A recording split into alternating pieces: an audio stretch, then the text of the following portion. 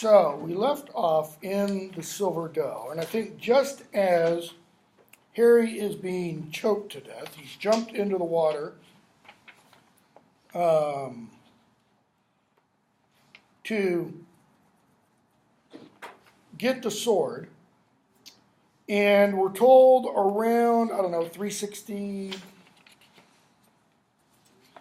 369, maybe 370. Harry had no strength to lift his head and see his Savior's identity. All he could do was raise a shaking hand to his throat, feel the place where the locket had cut tightly into his flesh. It was gone. Something had cut him free. Then a panting voice spoke from over his head. "Are you mental?" Nothing but the shock of hearing the voice. "Why the hell?" says Ron. So Harry gets pulled out and stuff and asks Ron, "How come you're here?"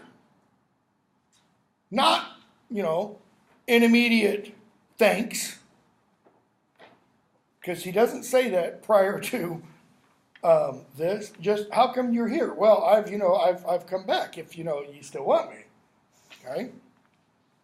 So they continue talking back and forth, and Harry tells Ron he should be the one to destroy the Horcrux. Okay. Now remember, just before Ron leaves, what is one at least of the things he's so angry about? Harry doesn't have a plan.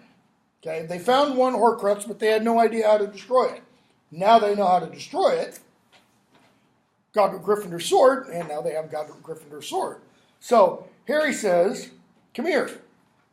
He offers Ron the sword. "No, you should do it." "Me? Why?" Ron asks. "Because you got the sword out of the pool. I think it's supposed to be you." Notice what Harry says. You got the sword out of the pool, not Harry. Okay? He was not being kind or generous, as certainly as he had known that the doe was benign, he knew that Ron had to be the one to wield the sword. Dumbledore had at least taught Harry something about certain kinds of magic, of the incalculable power of certain acts. "Harry, I'm going to open it, and you stab it straight away, okay?" How does Harry know how to open it? I mean, it's a locket, right? So do you just pop it open? How do you know? Because they already tried. Not you. Yeah, because they've already tried that. Right?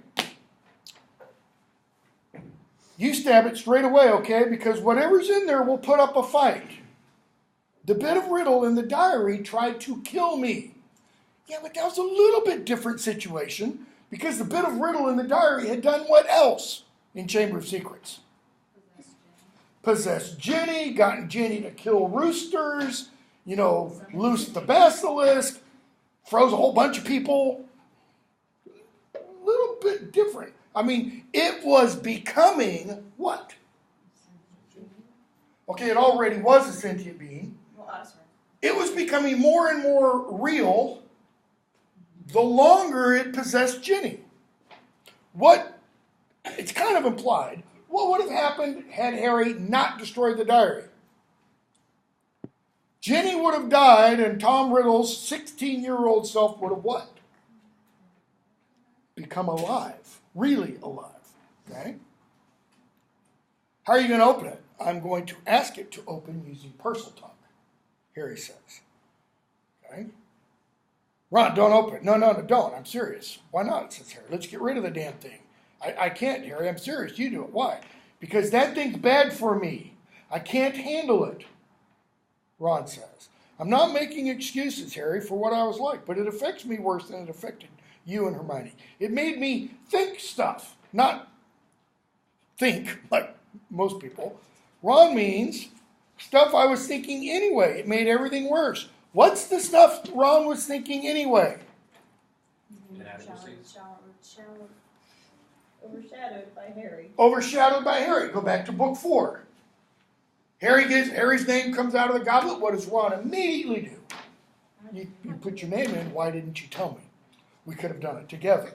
Or even if we didn't do it together, at least I would have known. Okay? Is he only feeling overshadowed by Harry? Harry Fred, George, Percy, Bill, Charlie. Not Jenny. Okay? Ron is one of the, as my two middle children call themselves, the unloved middle children. Only Ron is one of five. Five, right? I've got 7 kids. 5, quote unquote, unloved middle children. And he's the least of the unloved middle children. Okay? So Harry says, you can do it. Come on, you can do it. You've got to. You've got the sword. I know it's supposed to be you. So Harry opens it. First words, I have seen your dreams. Excuse me, I have seen your heart, and it is mine. What does Voldemort mean by that? Or the Horcrux of Voldemort mean by that? I don't usually talk about that passage, but I kind of found it interesting this morning.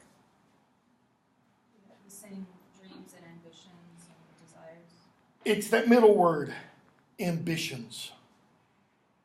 What does Ron see when he looks in the mirror of Erised? Success. Head boy. Himself. What? Alone.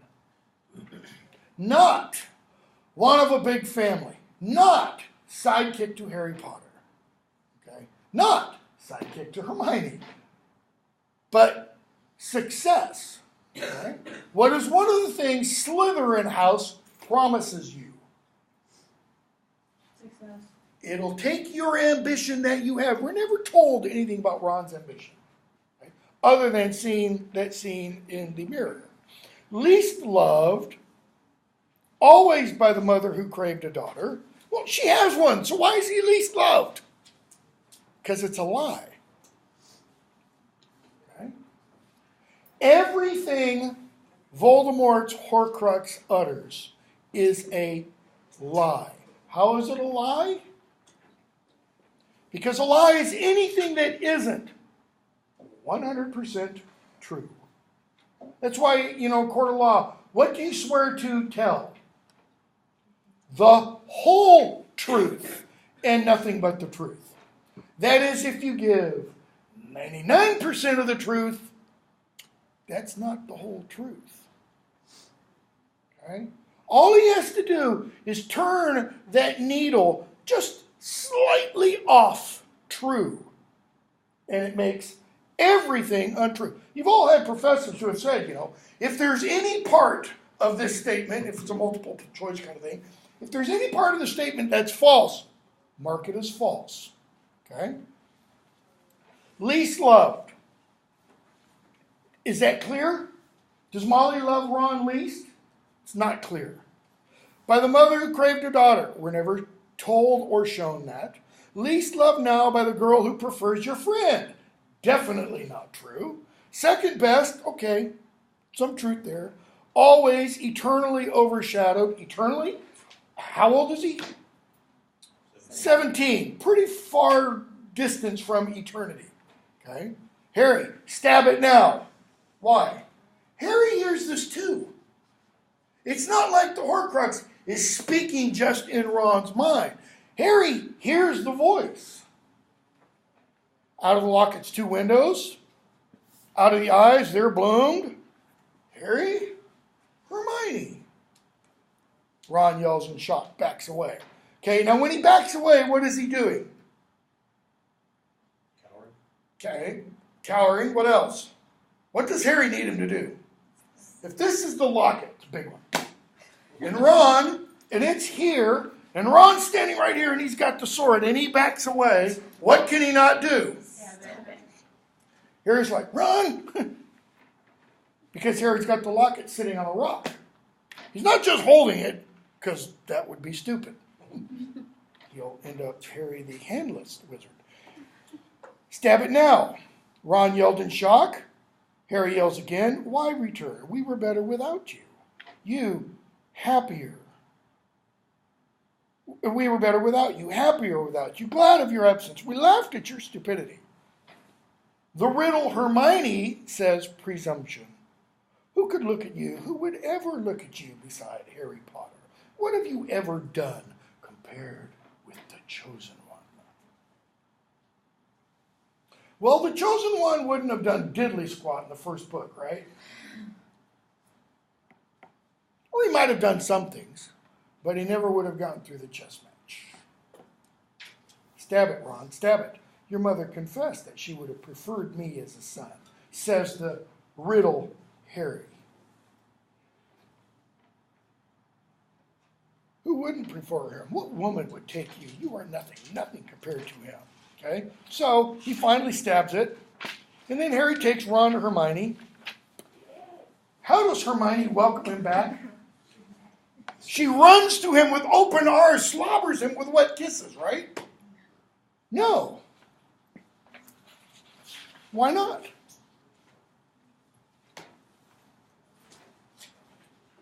Why not? Why doesn't she welcome him? She's angry. She's angry. Why? He left. He abandoned her. Yeah, he left Harry too. But what did he say? Oh, I see. You choose him. You know, Harry says to Ron, after you left, she cried for a week. Probably longer, only she didn't want me to see. With you gone, Harry couldn't finish, but now he does. She's like my sister. I love her like a sister, and I reckon she feels the same way about me. It's always been like that. I thought you knew. In other words, Ron, how dense can you be? Ron's probably thinking, yeah, well, you know, I've seen Star Wars. You know, there's that whole Luke Leia thing going on in the first movie, and that's kind of weird. Speaking of Tolkien's Silmarillion, same kind of things go on there. Okay. So we get to the end of that, and they decide they're going to go see Xenophilius Lovegood, chapter 20. And they talk about Patronuses and Patronuses changing and things like that. And Hermione says, I want to go see Xenophilius Lovegood. This is somewhere around 392, 394. Why? She says it's because of the mark in Beetle the Bard. Okay. She says, I think this is important. But don't you think Dumbledore, Harry says, would have told me about it before he died? Maybe it's something you need to find out for yourself. Okay? And Ron's just sucking up to Hermione and saying, yeah, I'm sure. Yeah, it's gotta be. Okay? So they go off to Xenophilius Lovegood, and we come to chapter 21, the tale of the three brothers. And something hit me the other day. I don't remember what I was doing. About Xenophilius Lovegood's name. Okay? Xenophilius, as we talked about, love of others, Lovegood, maybe it's because I'm teaching another course, European Lit to 1400. And in that, we read a little bit of Plato, not much. And we read about Socrates' death, and then we've been reading all of Dante's Divine Comedy. And Dante uses a bit of Plato and Aristotle in his very long poem. Socrates, in his apology for his defense for why he leads the youth of Athens astray, says that the purpose of human life is to examine life ultimately. Okay? And part of that means that we are to search or seek for the highest good. Okay? What in Latin is called the summum bonum, the highest good. For Socrates, that's God. God is the highest good. He is the greatest thing beyond which nothing can be thought. Okay? And this is kind of what came to me as I was doing something the other day. Love good, love the good. Socrates said we're supposed to love the good. It's from the good that all the virtues come. Okay? It's from the good that all good ideas come, etc. Okay? And if we take this to be this, love God. Love of others, love God. Those of you who go to church, if you go to church, does that sound like anything from the New Testament. Jesus. Towards the end of the Sermon on the Mount, the lawyer comes up to Christ and says, Master, which is the greatest commandment? Or which is the great commandment in the law? Jesus said, this is Matthew 22, 35 to 40. Thou shalt love the Lord thy God with all thy heart, with all thy soul, with all thy mind. This is the first and great commandment. Okay, notice Socrates is kind of doing this 500 years before Jesus is kicking. Right?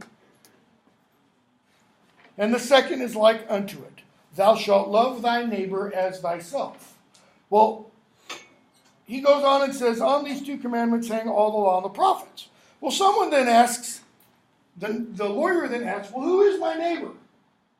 And Jesus does what? Well, let me tell you a story, because he likes to tell stories. The point is, when Jesus tells stories, also called parables, the moral of the story or parable is not always clear. How do you know? Because most of the time he takes the disciples aside and they go, Jesus, what the hell? I don't get it. What do you mean? And he explains it to them. And he says, to you it's given to know. To those who have ears, let them hear. To those who have eyes, let them see. So, love God and love your neighbor as yourself. Love of others. Because how does he define neighbor? It's not the Jew standing next to me, which is what the Jews want to hear. No, I'm going to pick on somebody. It's the Samaritan lying, beaten on the road. Okay? What's the relationship between Jews and Samaritans? If you answer that, give me a modern analogy. What would Jew and Samaritan be equivalent to in our society? No. Modern analogy in America. How about Jew, Jesse Jackson? Samaritan, David Duke. You all know who David Duke is? Former Grand Wizard of the KKK. Jesse Jackson, black. KKK, black, don't mix. Okay, right? Everybody get that picture? Okay. Or Louis Farrakhan, and I don't know, anybody, really, because he hates them all. Or Jew, Arab, supposedly. Jew, Israel, Iran. That's about as far from being in the neighborly context as we can understand. So what's Jesus saying? Well, Samaritans in the first century Jew mindset were unclean, vile dogs. They were the first century mudbloods. Okay? Jews were the first century pureborns, purebloods, especially if they could trace their ancestry back. See, because the Samaritans intermarried with the local tribes. That's why they're dirty. So what's Jesus saying? You got to love the mudbloods. What's that mean? Everybody is your neighbor. Okay? And so we get Xenophilius Lovegood. I don't know that that's what Rowling intended, but it seems pretty fishy to me that if it's not. So, they go off to Xenophilius Lovegood, and they talk about the tale of the three brothers. And Hermione mentions the sign, and he says, oh, you're referring to the sign of the Deathly Hallows. And they're all like, what? That's right, you haven't heard of them. I'm not surprised. Very, very few wizards believe. Witness that knuckle-headed young man at your brother's wedding. Who's the knuckle-headed young man? Tom Hardy ought to play Crumb. Or the guy who plays the Punisher ought to play Crumb. You know, just kind of, Neanderthal, you know. Who attacked me for sporting the symbol of a well-known dark wizard. Such ignorance. There is nothing dark about the Hallows. One simply uses the symbol to reveal oneself to other believers, in the hope that they might help one And this is the first instance we get of this word, I think, in the entire series. Quest. And notice it's capitalized. So you have that word quest capitalized. And I think Rowling wants us to think of really all other major literary quests. The Holy Grail, Excalibur, etc. Harry, I'm sorry, I don't get it. Well, you see, believers seek the Deathly Hallows. Hermione, but what are they? So you're familiar with the tale of Beedle the Bard. What kind of story is the tale of Beedle the Bard? Kid story. What's another word for kid story? Folk tale. Fairy tale. Are you supposed to believe fairy tales? Is Rumpelstiltskin real? Okay. Did Hansel and Gretel really live? Well, maybe not by that name, but we do know there are kids like Hansel and Gretel, and there are wicked women who will throw you into the oven, that kind of stuff. Harry, nope. Ron and Hermione, yep. Hermione knows about the tale of the Beedle the Bard. How? She's been reading the book. Ron, because he grew up in a wizarding household. Harry, okay. So he looks around. Hermione goes, I've got one. She pulls it out. The original? Inquires Xenophilia sharply, and when she nods, he says, ooh, okay. Okay, what does that mean? She's got the original, manuscript version? So she pulls it out and she reads the tale of the three brothers. Now, what is the tale of the three brothers based upon? Rowling's. There might be another version, I think there is. But it's based upon Geoffrey Chaucer's Pardoner's Tale in the Canterbury Tales. Pardoner is a guy who sells relics, supposed relics, in order to get money. Like he would say, this handkerchief is Our Lady's veil.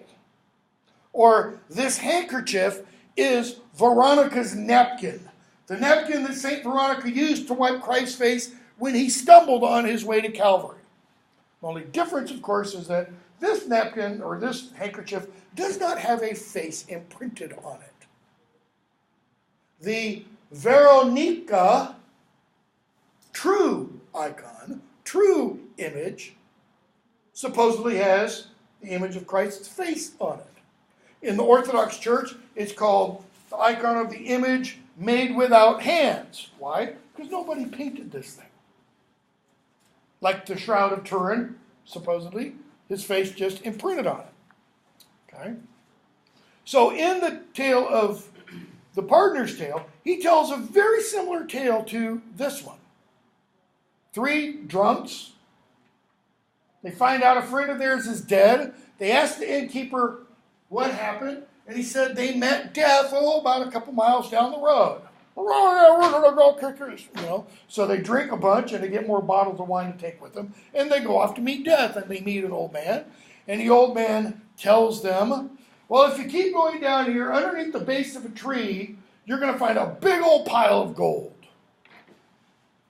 And they kind of forget about the guy who killed their friend. They go and find the pile of gold. And what happens? Two of the brothers suggest to the third brother, why don't you go back to town, because we're now rich, and get us more food and drink. The third brother goes off to town.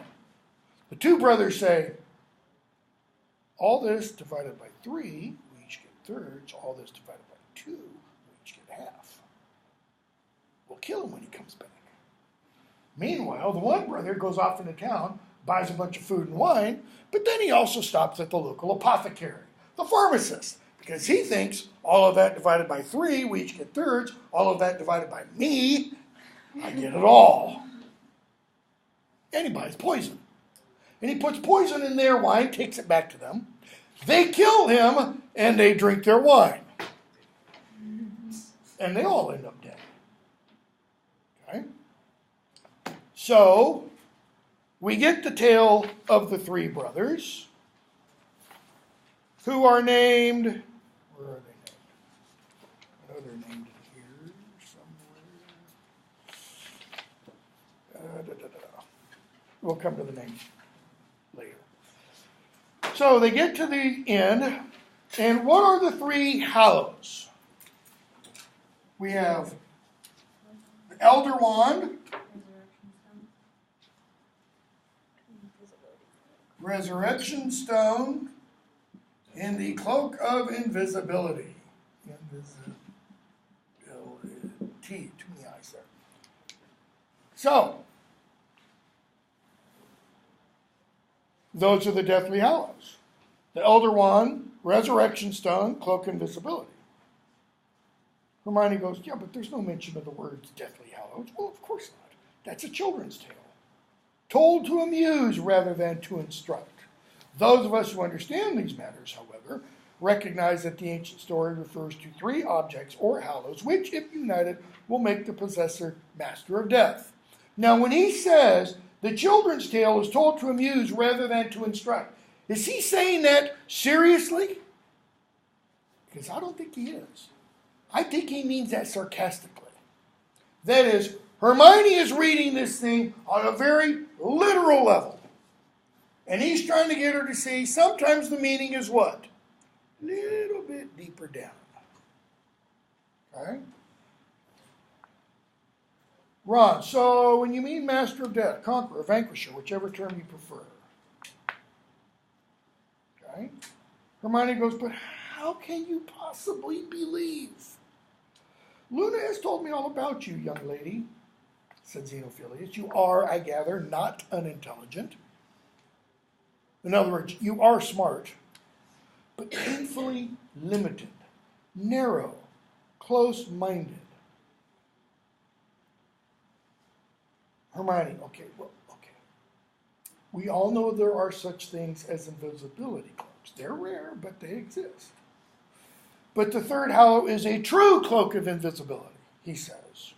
I mean to say, it is not a traveling cloak imbued with a disillusionment charm, like Harry took when he left Privet Drive in the 5th book, when Mad-Eye Moody disillusions him, or carrying a bedazzling hex, or else woven from Demiguy's hair.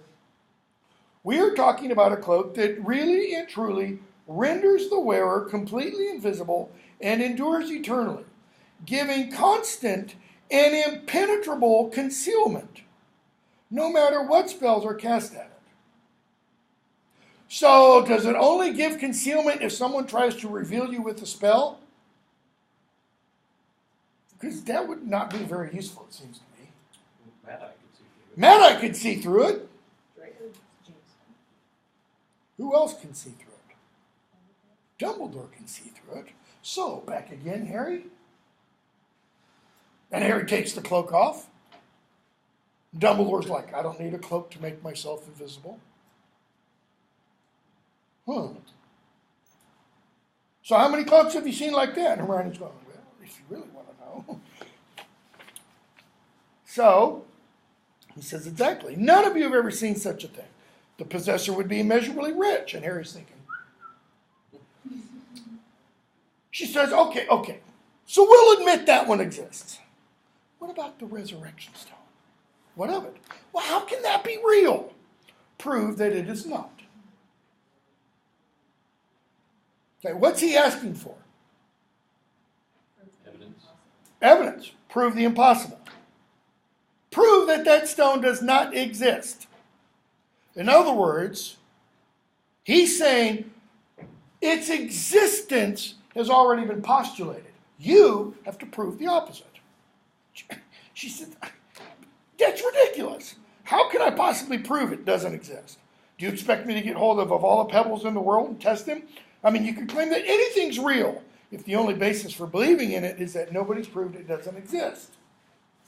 But notice what he does. Got you. Yes, you could. I'm glad to see that you are opening your mind a little. What does he mean? What has Hermione said? Or what do her words imply? The only things that are real are what? Tangible. Only the things we see, only the things we actually know, only the things that can be proven. Right? This is what's called logical positivism. On the basis of this, love is not real. How do you know? Exactly. You can't see it, touch it, feel it. You can't measure it. You cannot quantify it. Can you? Oh, baby, I love you so much. Prove it. How do you prove it? Okay. So he says, you're starting to open your mind a little bit. So Harry jumps from the resurrection stone to the elder wand. You think that exists? Well, there's evidence of that. Okay? And he talks about it. He says the possessor of the wand must capture it from its previous owner, if he's to be truly master of it. Surely you've heard the way the wand came to Egbert the Egregious after no. So where's the elder wand now? Well, who knows? Who knows where the elder wand lies hidden? The trail goes cold with, and he mentions some names. And he mentions Peveril. And he says, I thought you didn't know. Hermione says about Peveril. He says, I thought you didn't know about this. Ron, who are the Peverils? That was the name on the grave with the mark on it, she says. Ignotus Peveril. Exactly. Sign of the Deathly Hallows on Ignotus' grave is conclusive proof. Of what? That the three brothers were real. They're actually the three Peveril brothers. Antioch, Cadmus, Ignotus. They were the original owners of the Hallows. Okay. He asks them to stay for dinner. They keep talking. And Hermione says, well, Harry and I were raised by muggles. We were taught different superstitions. Okay? Now, what do they mean about superstitions? Back up a couple paragraphs. Xenophilius has gone off to check on dinner, supposedly. And so the three of them are left there. And Harry says, so you don't believe this? Nah. The story's just one of those things you tell kids to teach them lessons, isn't it? Don't go looking for trouble. Don't pick fights. Don't go messing around with stuff that's left best alone. Just keep your head down. Mind your own business. You'll be okay. Maybe that story is why elder wands are supposed to be unlucky. What are you talking about? One of those superstitions, isn't it? Hermione, we are different superstitions. The one good thing about her exasperation with Xenophilius was that she's finally kind of made peace with Ron. She says, I think you're right. It's just a morality tale. It's obvious which gift is best, which one you choose. And what do they each say? Something different. Hermione says, the cloak? Why? Why does Hermione want to be invisible? But what can't she help doing every time she's in class and a question is answered? She sticks out like a sore thumb. Ron, the wand. Why? Power. And he talks about Percy wanting power. Harry, the stone. Why? What did he see when he looked in the mirror? Himself surrounded by his family. Hermione, you're supposed to say the cloak, Ron tells Hermione, but you wouldn't need to be invisible if you had the wand. And unbeam, come on, Hermione. Harry, we've already got a cloak. And it's helped us a lot, haven't you known? Okay. So they keep talking. And Ron, so why would you take the stone? It's like, hello, Ron. Well, if you could bring people back, we could have Sirius, Mad Eye, Dumbledore, my parents. You think Sirius is really going to be a lot of help on this journey? Or his parents? Okay. So, it's a trap. They get captured. In chapter 22. Actually, they don't get captured yet. Let's see here. Chapter 22, second page. Hermione, I've never heard such a lot of nonsense in all my life. Ron, hold on now. Chamber of Secrets was supposed to be myth, wasn't it? But the Deathly Hallows can't exist, Ron. Why not? You keep saying that, says Ron. But one of them can. Harry's invisibility cloak. The tale of the three brothers, Hermione says, is a story. A story about how humans are frightened of death. If surviving was as simple as hiding under the invisibility cloak, we'd have everything we need already. What does she mean it's just a story? What does Hermione think of just stories? They're not facts. They're not facts. Stories aren't really useful in the world, according to Hermione. Why? Why would she not read Harry Potter? Because it's not based on anything that she can use in the real world. It's not scientific. It's not this. It's not based in reality. Okay? Harry, I don't know. Unbeatable one. That would come in handy right now. There's no such thing, Harry. You said there have been loads of ones, the Death Stick, whatever they were called. All right, okay. What about the Resurrection Stone? And notice we're told her fingers sketch quotation. What about the Resurrection Stone, Harry? What did Dumbledore say when Sirius said, Diggory, back from the dead? Alas, no spell can reawaken the dead. Hermione, no magic can raise the dead.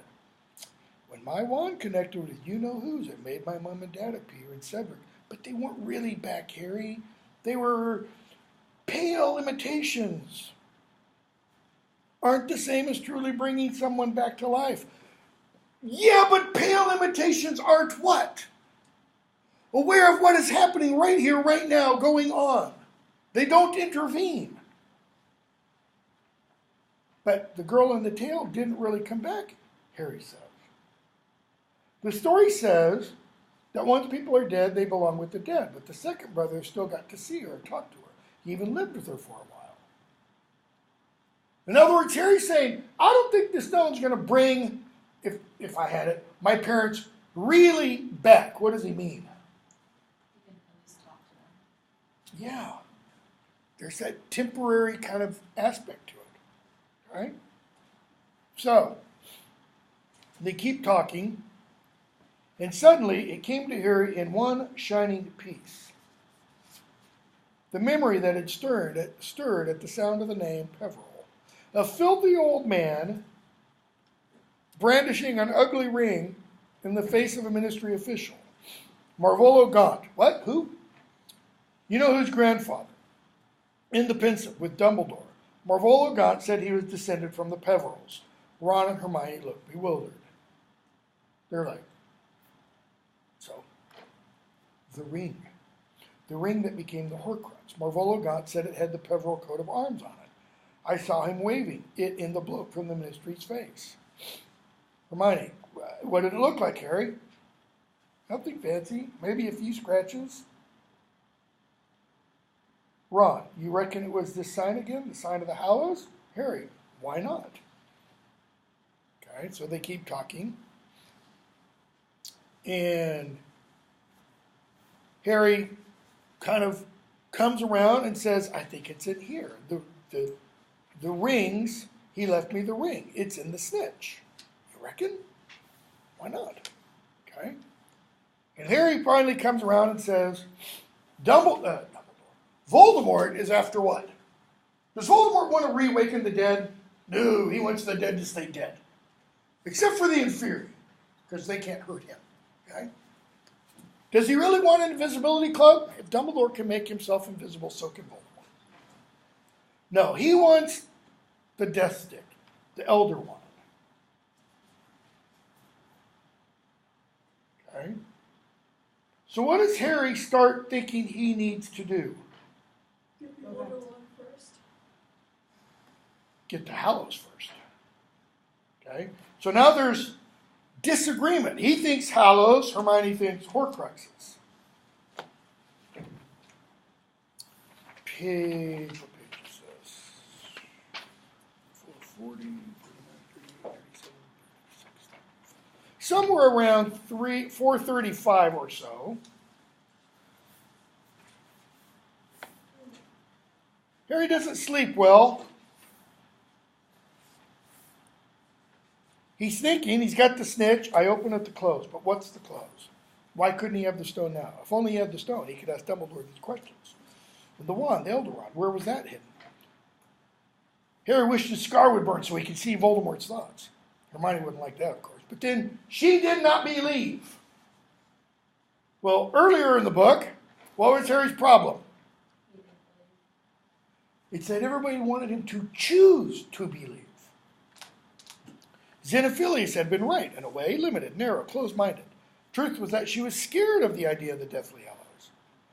It was nearly dawn when he remembered Luna alone in a cell in Azkaban, surrounded by Dementors, and he suddenly felt ashamed of himself. He thinks if only they could rescue her. Notice what he's thinking here. His plate's full, right? I mean, this is like Thanksgiving on steroids in terms of his to-do list. And he starts thinking of Azkaban, locked up in Alcatraz, essentially. And he's thinking, it'd be nice. Focusing not on himself, but on her. If only there is a way of getting a better wand. And he starts to think of the wand. The next morning, they pack up and get it ready to go. And we're told in the middle of that paragraph that begins, they packed up the tent next morning. It was as though a flame had been lit inside him that nothing, not Hermione's flat disbelief, nor Ron's persistent doubts, could extinguish. Okay? Notice this. A flame has been lit inside Harry, and we're told neither Hermione's flat disbelief nor Ron's persistent doubts could do what? Quench the flame. What's the flame? Faith. It's faith. It's belief. Okay? And yet the longer the fiercer the longing for the Hallows burned, less joyful it made him. Harry starts thinking of the Hallows more and more. He remembers the quote, "The last enemy that shall be destroyed is death." And he has a dream or a vision. The visions he and Voldemort were sharing had changed in quality. They had become blurred, shifting as though they were moving in and out of focus.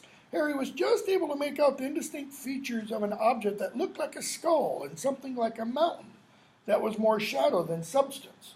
How come Harry can't see clearly into Voldemort's mind anymore? Is it because Voldemort's aware? He has this faith in goodness. Voldemort can't stand what? Love. Is this faith tied to love? Is it related to love? Never thought about this before either. It's because I'm teaching Dante. The three cardinal virtues. Anybody know what they are? Faith, hope, and love. Voldemort can't stand any of these. He can't deal with any of these, really. Okay? Harry now has all three of these. This one, the belief part, is just kind of overflowing. He's already got this in spades. He's never lost this. He has lost this before, right? After his wand's destroyed, what kind of hope does he have? Zilch. Now, because of these, he's starting to think what? If we can only get the three Deathly Hallows. Okay? So, but also 3 Horcruxes. So they, over here, Potter Watch and stuff, page 440, and they hear Lee Jordan talking, they hear Kingsley Shacklebolt, and Kingsley says, Muggles remain ignorant of the source of their suffering as they continue to sustain heavy losses. And he keeps talking, and Lee interjects, and then Kingsley says, I'd say it's one short step from wizards first to purebloods first and then to Death Eaters. We're all human, aren't we? Every human life is worth the same and worth saving. And then Lupin speaks up. And Lupin says, the boy who lived remains a symbol of everything for which we are fighting. The triumph of good, the power of innocence, the need to keep resisting. And Harry's kind of thinking, way to go, Lupin. It's a good thing I called you a coward. Why? Because he proved he's not. So, they get captured and get taken off to Malfoy Manor. What does Hermione do to Harry to make sure he doesn't look like Harry? Screws his face up. Yeah, she puts that hex on him so his face is all disfigured. Okay? And we're going to skip a bunch because we've got a lot to go and not much time. And we're told now it's the Easter holidays. Right? Which I always find interesting. She uses Easter holidays and not spring break. And Lucius asks Draco, is this Harry Potter? As does Fenrir and others. We're told his face was huge, shiny, and pink, every feature distorted by Hermione's genes. Black hair reached his shoulders. There was a dark shadow around his jaw. Had he not known that it was he who stood there, he would have wondered who was wearing his glasses. He resolved not to speak. Well, Draco, said Lucius, is it Potter? I can't be sure. He was keeping his distance from Greyback. He seemed as scared of looking at Harry as Harry was looking at him. But look at him carefully. Look, come closer. Draco, if we are the ones who hand Potter over to the Dark Lord, everything will be okay. So, Lucius says, looks like a stinging hex. Draco comes up really close. Harry saw Draco's face up close now, right beside his father's. They were extraordinarily alike, except that while his father looked beside himself with excitement, Draco's expression was full of reluctance, even fear. Why? Doesn't have to be in Voldemort for a while. He doesn't actually want Harry to be turned over to him. I don't know. Lucius says, look. There's something there. It could be the scar stretched tight. Look, Draco. And that's when we get that description of Draco. I don't know. Okay? So, they send Harry and Ron down to the cellar. And Bellatrix decides she's going to what? Torture Hermione. Ron says, no, take me. Okay. He hears Hermione's screams. And when they're in the cellar, who else do they meet? Who else is down there with them? Luna, Griphook, Ollivander, Dean. And somebody comes down to take the next person up. And who is that? Wormtail comes down. Right? In the meantime, Dobby shows up and starts rescuing people. Wormtail shows up and grabs Harry. Silverhand grabs Harry around the throat. Harry, you're going to kill me. After I saved your life, you owe me Wormtail. And the silver fingers slackened. Harry had not expected it. He wrenched himself free, astonished, keeping his hand over Wormtail's mouth. He saw the rat-like man's small, watery eyes widen with fear and surprise.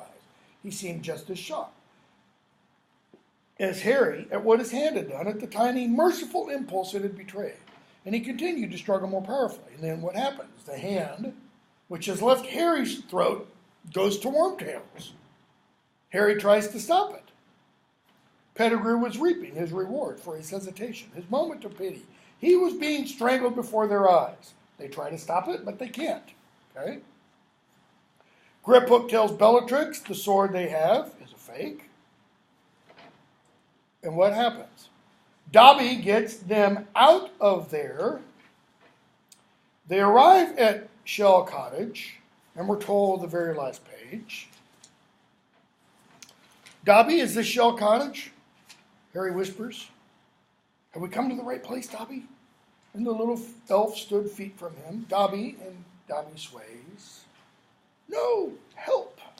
Because Harry sees the silver knife that Bellatrix threw sticking out of Dobby's chest. He did not know or care whether they were wizards or muggles, friends or foes. All he cared about was that a dark stain was spreading across Dobby's front, and that he had stretched out his thin arms to Harry with a look of supplication. What does that look of supplication mean? He stretched out his thin arms to Harry. He's praying. That's what supplication means. It's like he looks out to Harry in a gesture of prayer. Well, what did he tell Harry in the second book? Harry's defeat of Voldemort, when Harry was a baby, was what for beings like Dobby? A great light shone in the darkness, he said. Or shone in the darkness, he said. Okay? It's like the opening of John's Gospel. Go back and read it. And Dobby dies. Chill bumps every time I say that. The elf had gone where he could not call him back.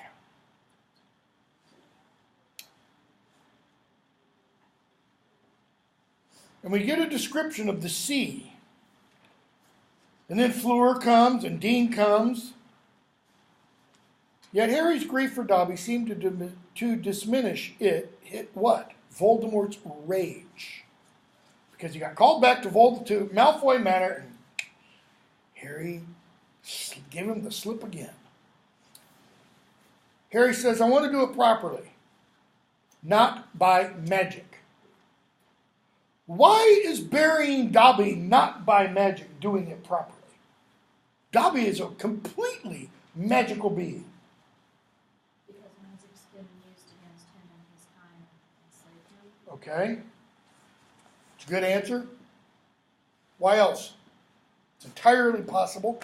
I'm not saying there's a right answer. I don't know what the answer is. I've been teaching this thing for 10 years now. And I still haven't figured out, what does Harry mean?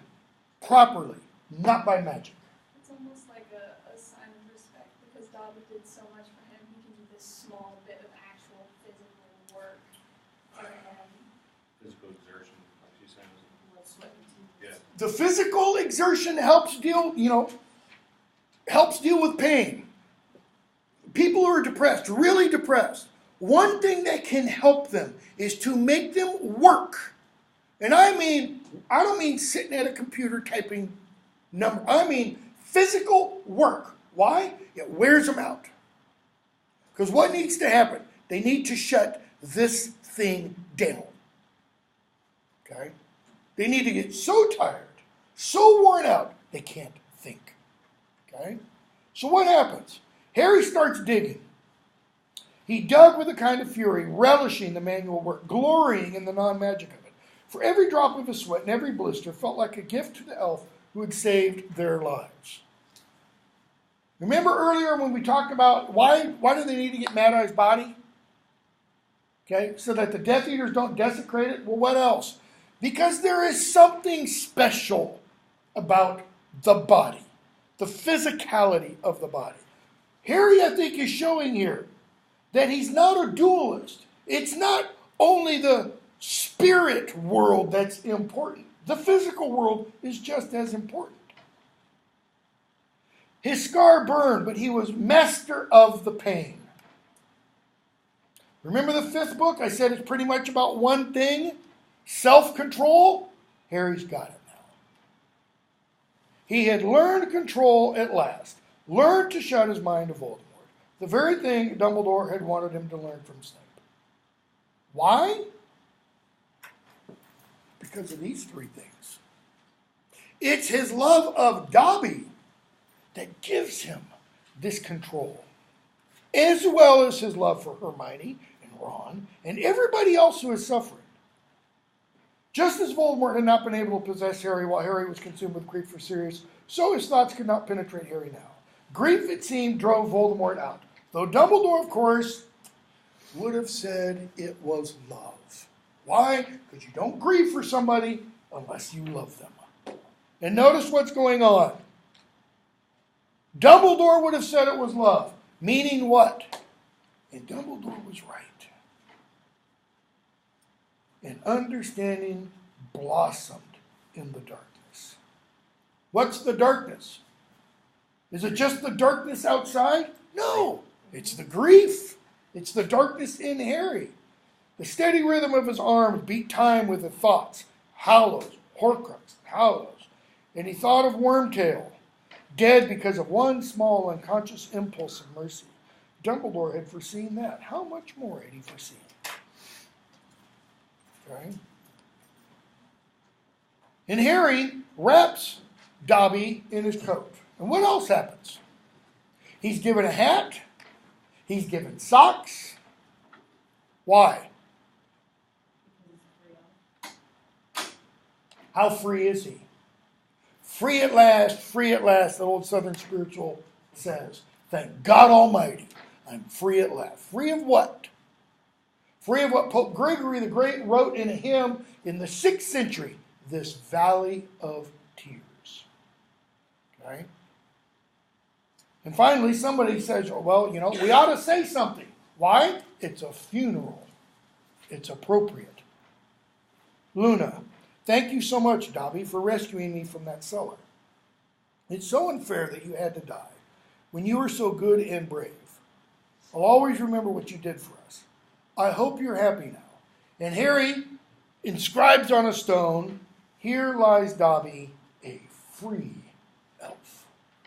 Body's dead, Dobby's not. He looked down at his handiwork for a few more seconds, and then walked away, his scar still prickling, his mind full of those things that had come to him in the grave. What are the things that came to him in the grave? What kind of ideas? What's he know?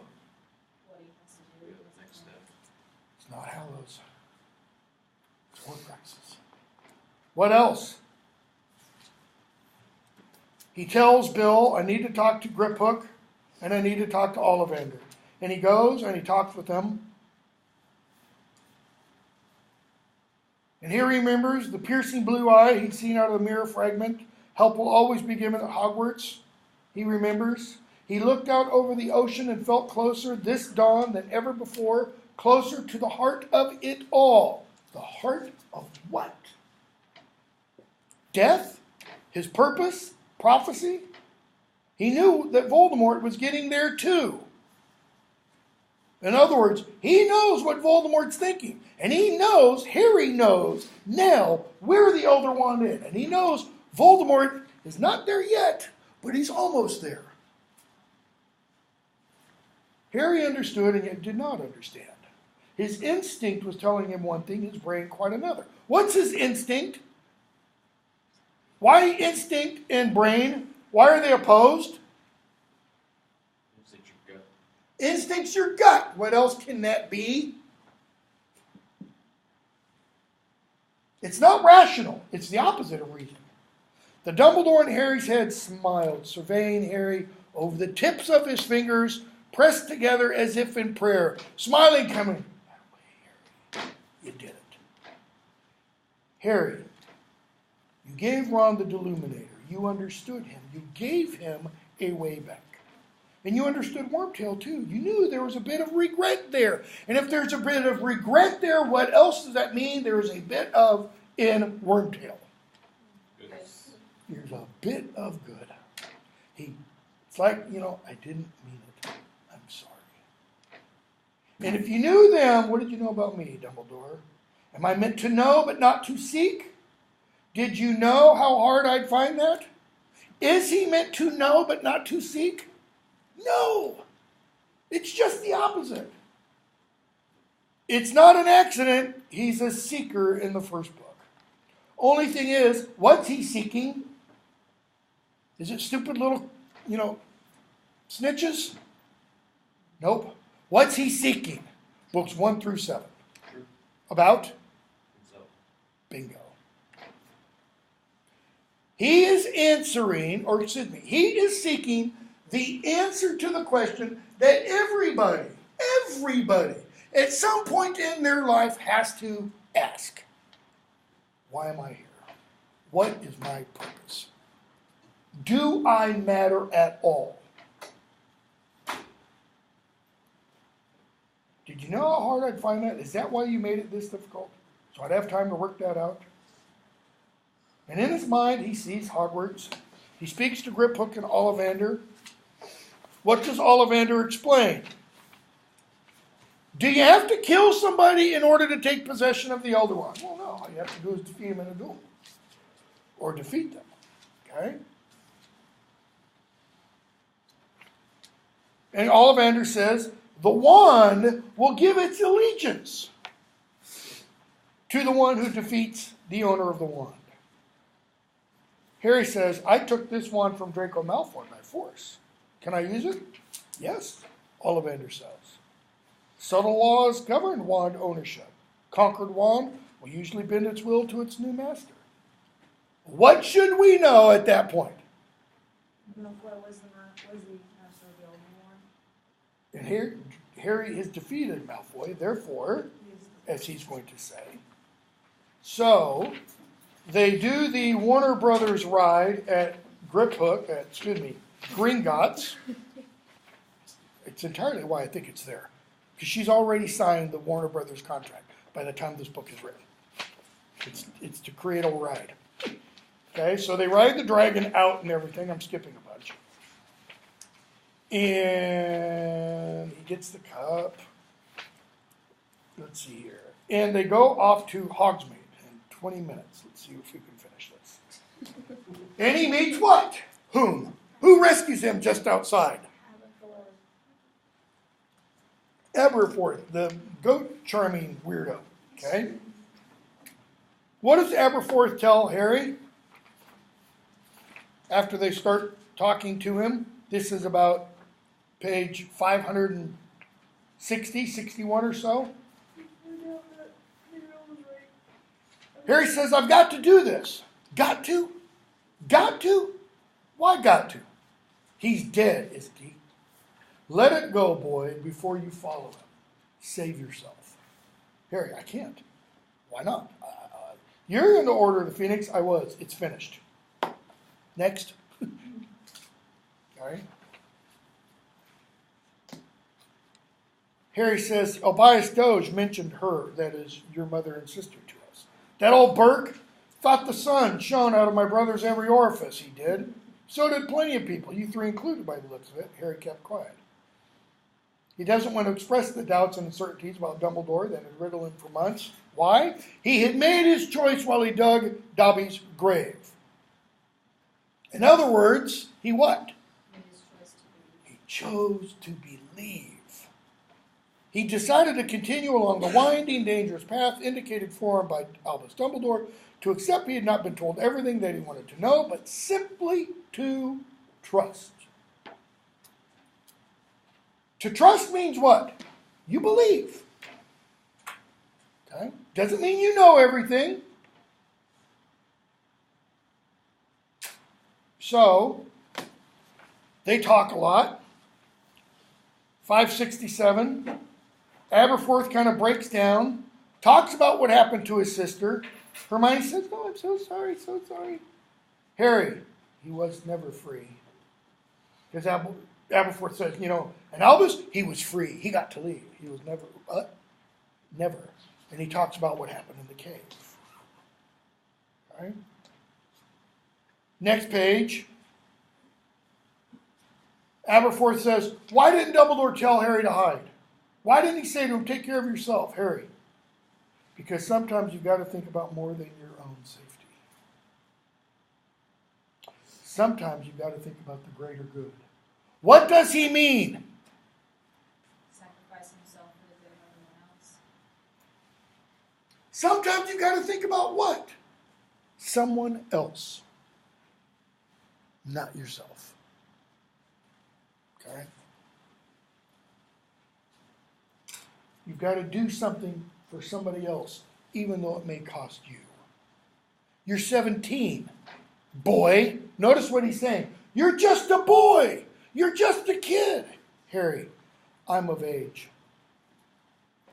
Terry's way of saying, I'm a man. Time to start acting like one yourself. Who says I've given up? Order of Phoenix is finished. Harry quotes back at him. Okay? So, what happens? Portrait opens up, in pops Neville. And who else?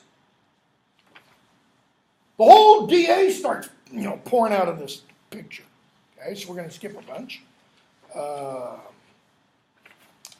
Fred, George.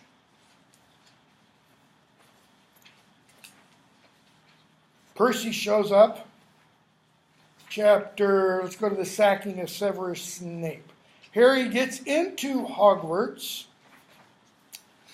and about 4 pages into that chapter, maybe 5 pages into that chapter, McGonagall's talking to the Caro twins, or maybe it's just Amicus. And Amicus says, yeah, we can blame this thing on the kids. A couple of kids, more or less. What's the difference? McGonagall. Only the difference between truth and lies, courage and cowardice.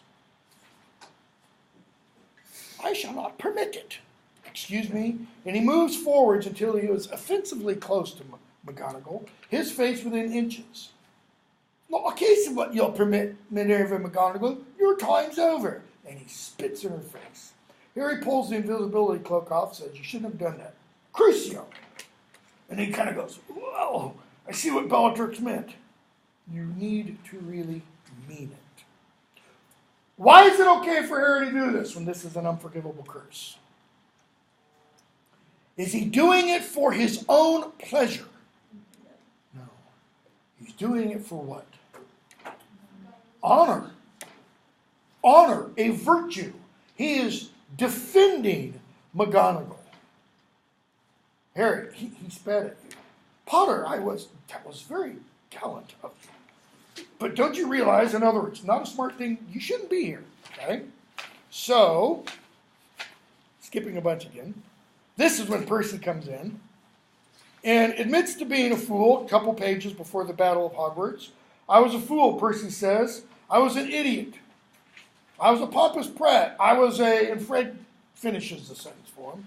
Ministry-loving, family-disowning, power-hungry moron? Yes, I was. Well, can't say fairer than that. Mrs. Weasley bursts into tears. Arthur's there, etc. So we get the Battle of Hogwarts. And we hear about the diadem from Rowena Ravenclaw, and who is the Grey Lady, and the Bloody Baron, all that kind of stuff. So I'm going to skip most of that. And the end of that chapter. So if you've not been in tears yet because of Dobby, this one usually puts us over the edge. Okay?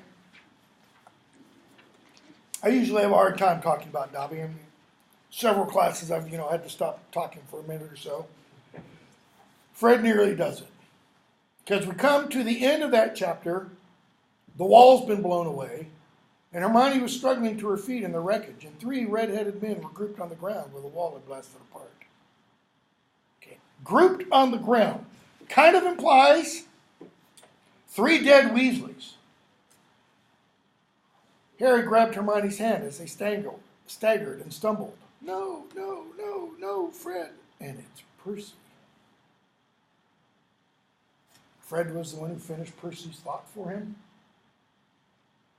And Fred's eyes stared without seeing the ghost of his last laugh still etched upon his face. Fred was hit with an Avada Kedavra curse. That's why his eyes are open. That's why because Avada Kedavra kills you instantly. He was laughing and the world had ended. Next paragraph. So why had the battle not ceased? In other words, a world without Fred Weasley is like not the world. Castle fallen silent in horror, and every combatant laid down their arms. Harry's mind was in free fall, spinning out of control, because Fred could not be dead. The evidence of all his senses must be lying. And then another body falls. Okay? So, skipping a bunch. Harry goes off, and he witnesses Snape with Voldemort. Page 655, I think it is. Voldemort says, I've got a problem. Snape's like, my lord, I'm not the one to be talking to you about this. And he says, I'm not doing extraordinary magic. And Snape says, all your magic is extraordinary. He says, the Elder Wand cannot serve me properly, 657 or so. Severus, because I am not its true master, the Elder Wand belongs to the wizard who killed its last owner. Again, he's wrong. You killed Dumbledore. While you live, Elder Wand cannot be truly mine. And Voldemort says, sorry. I regret it, said Voldemort coldly. Why is that adverb coldly important? He doesn't mean it. He doesn't mean it at all. Okay? Voldemort leaves. Harry reveals himself. Snape pulls a memory out. Look at me. And he dies. Why? Lily's eyes. Lily's eyes. So we get the Prince's Tale. And we hear Voldemort declaim, you have fought valiantly. Lord Voldemort knows how to value bravery, yet you have sustained heavy losses. He says, you're all going to die if you keep resisting me. Lord Voldemort is merciful. I command my forces to retreat. You have 1 hour. Dispose of your dead with dignity. Treat your injured. I speak now, Harry Potter, directly to you. Notice the genius of this. You have permitted your friends to die for you rather than face me yourself. What's he just done? Created anarchy. Everybody who's dead, it's because of you, Harry Potter. Fred, Snape, he doesn't know yet, I don't think. Maybe he does. I don't remember. Tonks, Lupin, Dobby, Hedwig. Gets me every time. If at the end of that hour you have not come to me, have not given yourself up, the battle recommences, and this time I'm coming in. This is like Satan saying, this time, no holds barred. Okay? So Harry rushes up to Dumbledore's office, pulls out the pensive, turns the memory in, and it's like the reel goes, and he sees his mother as a 10-year-old with hook-nosed, greasy-haired Severus Snape. And he sees his aunt begging to go off to school with her. He sees his father a few pages in. Slight, black-haired like Snape, but with that indefinable air of having been well cared for, even adored, that Snape so conspicuously lacked. Notice the description there. What did James have that Snape didn't have going for him? Loving family. I mean, you want to talk about quote unquote privilege? This is the kind of privilege that should be talked about. Not white privilege, brown privilege. The privilege of growing up in a loving family. Okay? More memories. You see Snape come after or just before Harry's parents are killed, and then after Dumbledore says, she and James put their faith in the wrong person. Rather like you, Severus. Malfoy, remember the name? Bad faith. Her boy survives. Okay? So, Dumbledore agrees to Snape's demand. We see Dumbledore, the ring, how Snape saved him. And then finally we get to Dumbledore says, you must kill me. The boy's soul is not yet so damaged, talking about Malfoy. I would not have it ripped. What about my soul, Dumbledore? What about mine? You alone know whether it will harm your soul, to help an old man avoid pain and humiliation. Okay? Talks about Voldemort, and that's when he explains. Harry has to die. You've kept him alive so he can die at the right moment. Don't be shocked, Severus. How many men and women have you watched die? Lately, only those whom I could not save. Who's he talking about? Cheery Burbage.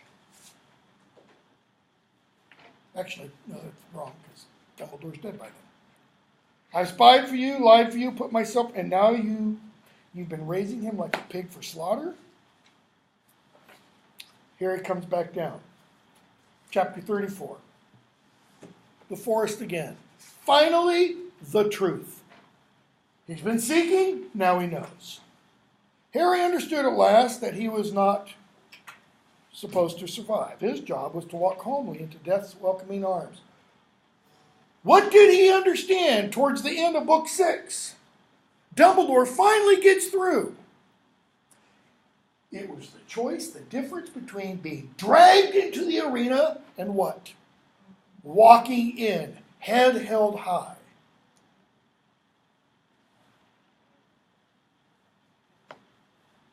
And we're told, as he starts to walk, this cold-blooded walk to his own destruction would require a different kind of bravery. So he sits up and he thinks, why had he never appreciated what a miracle he was? Meaning, life. Life. So, he goes out. He surprises Neville. Says, you know about that snake? Yeah. Gotta kill it. Okay? Just in case you get the chance, kill it, Neville. Neville's like, okay. He keeps walking. He sees Ginny. Ginny's comforting somebody. He doesn't say anything to her. Ginny says to the little girl, it's going to be all right. Because the little girl said, I want to go home. Home. But he was home. Hogwarts was the first and best home he had known. He and Voldemort and Snape, the abandoned boys, had all found home here. Who else had found home here? Neville? He keeps walking. And we're told, around 696 or so, it was not, after all, so easy to die. Why? What's happened to his senses? They are on fire, aware of everything. He gets to the edge of the forest. He thinks, well, this is the close. I open at the close. I'm about to die. And there are his parents, and there's Sirius, and there's Lupin. And Harry asks, does it hurt? Lupin, Sirius, not at all. Quicker and easier than falling asleep. That's a reference to a holy sonnet written by John Donne called Death Be Not Proud. No, take that back. It's not Death Be Not Proud. Yes, it is Death Be Not Proud. Okay? Lupin, and he'll want it to be quick. Harry, I didn't want you to die, any of you. Lupin, I'm sorry too. Okay? So he goes off, And he walks in, and Voldemort zaps him. Gotta skip a whole lot now, way too much. And he goes off to King's Cross. What is it? What is King's Cross? Is that merely a vision? Is it purgatory? What's he told? At the end of it, Dumbledore says what?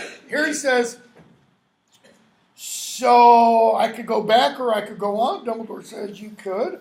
And Harry says, how would I do that? Dumbledore says, well, you take a train. But he can go back. What happens if he goes back?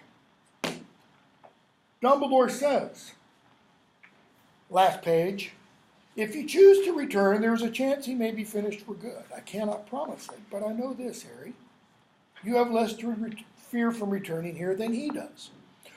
What's the first thing, other than realizing he's naked, and realizing he's not wearing glasses, and realizing he doesn't have a scar?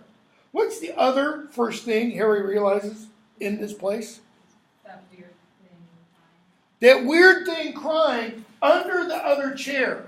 What is that thing? The last piece. It's Voldemort's soul. What does Harry, within that chapter, repeatedly want to do? He wants to help it. What does Dumbledore tell him? You can't. Is it that he can't? I think, again, this is an element where Dumbledore is wrong. He can. How do we know? He tells Harry, do not pity the dead, Harry. Is this thing actually dead? Well, it's making noise and moving. Pity the living, and above all, those who live without love. Who is the only one we know of in the entire series who lives totally without love? Lucius Malfoy lives with love. Narcissa does. Bellatrix does even. Love of family name. It's weird, it's twisted, but it is love. Voldemort does not. Is Dumbledore telling Harry, pity Voldemort? Because what does he do when he goes back? He says, in the minute we have left,